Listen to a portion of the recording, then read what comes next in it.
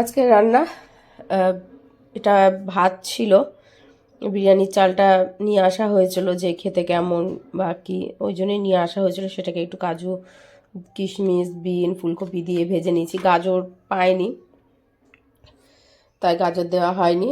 এখানে একটা মিশানো সবজি করা হয়েছে, ফুলকপি, বেগুন, মূলো, আলু আর মটরশুঁটি কয়েকটা ছিল, দিয়ে দিয়েছি।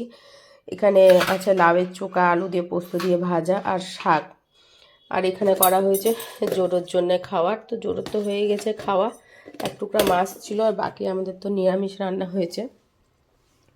অনেকটা দেরি হয়ে যাচ্ছে। আর পনির রেখে দিয়েছি তেলের জন্য, না পনির আর করা হলো না। এই যে মুখটা কেটেছি করব বলে, তারপরে দেখছি যে তেলটা না হবে না, তেলটা নেই। আজকে সব রান্নায় একটু একটু করে, কোনোটাতেই তেল দেখতে পারবে না, না শাকে, না ভাজাতে, না এই তরকারিতে, না ভাতে। দেখো তেল নেই, তো হাত বলে রাখলাম কখন যাব।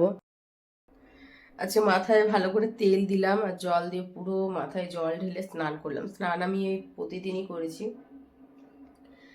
ঠিক মানে রাত্রি 12টা পার হচ্ছে, শরীর প্রচণ্ড হারে খারাপ হচ্ছে। আবার ঠিক দুপুর 12টা পার হচ্ছে, শরীর সুস্থ হয়ে যাচ্ছে। তখন তো ঝটপটি সমস্ত কাজকর্মগুলো সমস্ত কিছু করে নিয়েছি।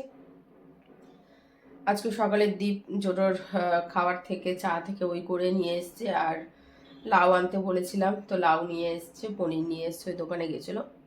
ঝটপটিয়ে কাজ করে নিয়েছি আমি। এই যে আবার বিকেল হচ্ছে, মানে হয়ে গেছে, ঠিক সন্ধ্যে 5টা বাজবে, আবার শরীরটা মানে ওষুধও কাজ করবে না, এমন একটা পরিস্থিতি। জাস্ট কিছু সময় হয়তো গা থেকে জ্বরটা নেমে যাবে, ঘাম দেবে, ব্যাস, তারপরে আবার যেই কাজ সেই। তো ঝটপটি আর যতটুকু রান্না পেরেছি ততটুকুই করেছি। পনিরটা থাক, যদি সেরকম হয় রাত্রে করবো, নাহলে কালকে মঙ্গলবার আছে, কালকে করে নেব। তো এখন 3:30 বাজে, আমি আর দেরি করছি না। বললো তো 15 মিনিট, কিন্তু তোমরা তো আগে থেকেই জানো 15 মিনিট মানে আধ ঘন্টা, 1.5 ঘন্টা। তা আমি খেয়ে নি খাবারটা, ও আসলে না, ওকে খেতে দিয়ে দেবো, অসুবিধা নেই। বাইরে গিয়েছিলাম, দেখছি যে রোদটা নেই, গায়ে রোদ লাগছে না। এখন আবার দেখো জানলা দিয়ে কত সুন্দর রোদ আসছে। তো থাক, না দাঁড়ানোই ভালো আছে। খেয়ে নি আমি। হ্যাঁ, তারপরে জানি না, আজকের এতটুকুই আপডেট দিতে পেরেছি। পরে আবার আসতে পারবো কিনা, আপডেট দিতে পারবো কিনা জানি না। বাজার যাওয়ার কথা আছে, বেশ কিছু জিনিস শেষ হয়ে গেছে, সেগুলো না নিয়ে আসতে হবে, না নিয়ে আসলে হবে না। তো যেভাবে হোক যাবো বাজারে। কালকে বেরোবার কথা ছিল, কিন্তু সন্ধ্যের সময় না আর শরীর চলছিল না, ভালো লাগছিল না। হঠাৎ মানে না, সন্ধে হচ্ছে, 5টা বাজছে, আর শরীরটা খারাপ হতে শুরু করে দিচ্ছে। তো ভাবলাম যে বাইরে যাই, একটু ঘোরাফেরা করলে শরীরটা ঠিক হয়ে যাবে। কিন্তু বাইরে যাওয়ার মতো পরিস্থিতি ছিল না। একটু ঘুমালাম, ঘুম থেকে 8:30টার সময় উঠলাম, তো শরীরটা একটু ঠিক লাগছিল। এবার তারপরে তো থাকেই, বুঝতেই পারছো, ঘর দুয়ারের কি অবস্থা হয়ে থাকে, টুকিটাকি তো কাজকর্ম থাকে, করতেই হবে। তারপরে তো একটু দুধ মুড়ি খেয়েছিলাম কালকে রাত্রে, যে শরীরটা মানে এত খারাপ, যেমন গা হাত পা ব্যথা, কোমর ব্যথা, পাচ্ছিলাম না। সারা রাত জেগেছিলাম, ভোরের দিকে ঘুমিয়েছি 5টার সময়।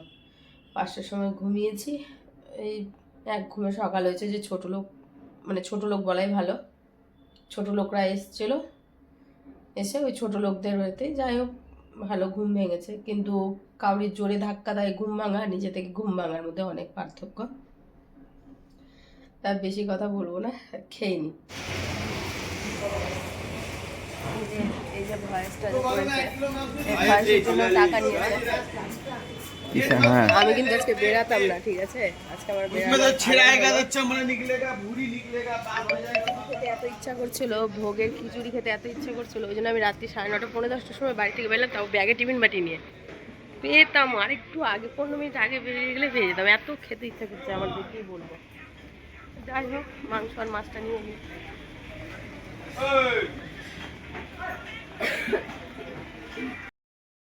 বাড়ি ঢুকে ওই কাতলা মাছ নিয়েছি, মাছের তেলগুলো বললাম একটু বেছে দিতে, বলছে মাছের তেলগুলো রুই মাছের আছে, তাহলে আমি ফেলে দেবে, একটু বেছে বেছে দাও। তো বেশ কয়েকটা বেছে বেছে দিয়েছে।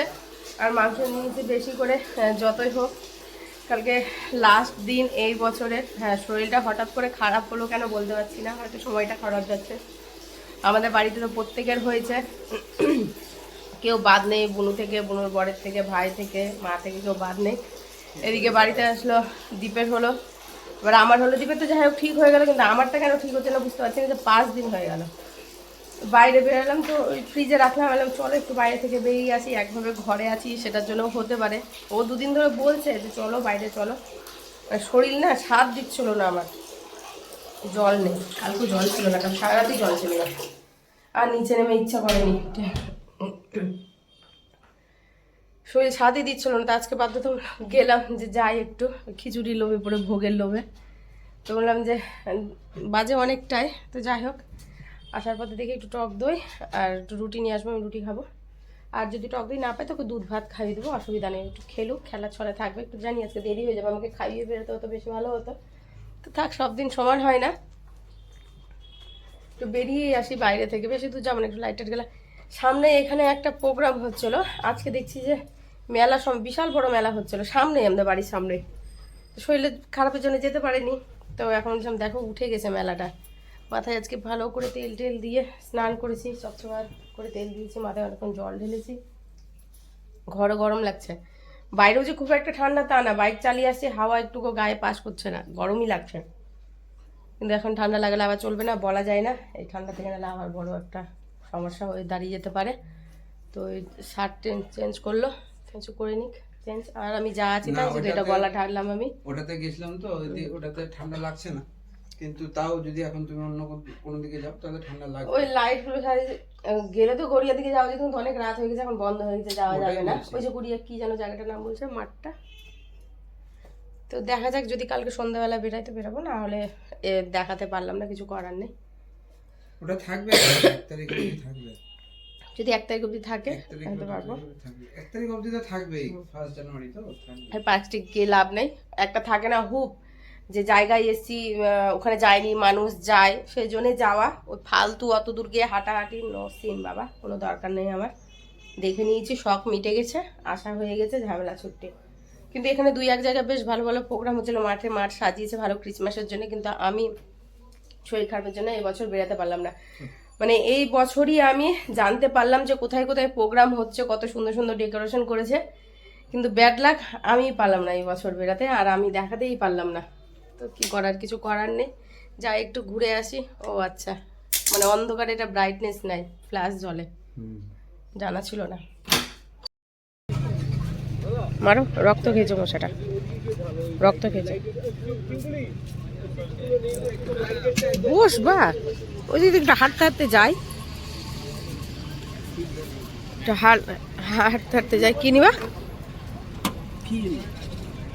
ফিল নিতে বসলো, আর কি করবো, এখানেই আসলাম, সময়টা কাটাই, অনেক রাত হয়ে গেছে না, তো এখানে এই সময়টা পার করছি।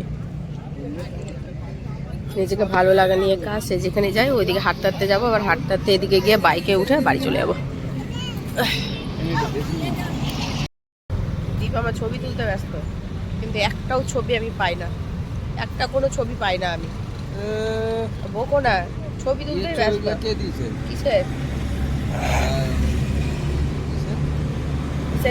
কতগুলো মশা, তুমি কালো পড়ে আছো যেন মশা আসছে, ওইদিকার ছবি যে আমি পাইনি, আসেনি আমার কাছে। ওই পার্ক স্ট্রিটের বলছো? আরে পার্ক স্ট্রিটে পরে আর একটা ছবি তুললা না, গোল মুখ নিয়ে, লাল জ্যাকেটটা পরেছিলাম, ওই ছবিটা মনে হচ্ছে যে সব মাংস আমার মুখের মধ্যে লেগে গেছে, একদম তবলা হয়ে আছে আমার মুখ। পারবো না একটা বারই, সব ছবি পাঠিয়েছি। এখন চিল করতে বসলে কেন বলবো না, এখানে দুনিয়ার মশা চলে দিকে অন্ধকার হয়ে আছে, তার মধ্যে কালো পড়ে আছে মশা। হেলমেট খুলবো না আমি মাথা থেকে, মাথায় তেল আছে।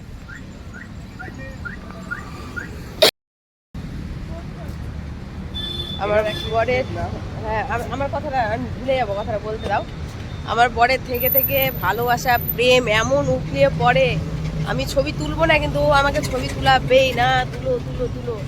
আমি কোথাও যেতে ইচ্ছা করবো না, চলো চলো চলো, মানে কখনো কখনো। এখন জোড়াই ছবি তুলছে, কোনোদিন তুলে না কিন্তু, হ্যাঁ কোনোদিন কিন্তু তুলে না, এখন জোড়াই ছবি তুলে। ওটা কিন্তু ওইভাবেই থেকে যাবে, এটা কিন্তু ওখানেই থেকে যাবে, গ্যালারিতেই থেকে যাবে, গ্যালারির বাইরে কিন্তু কোথাও যাবে না।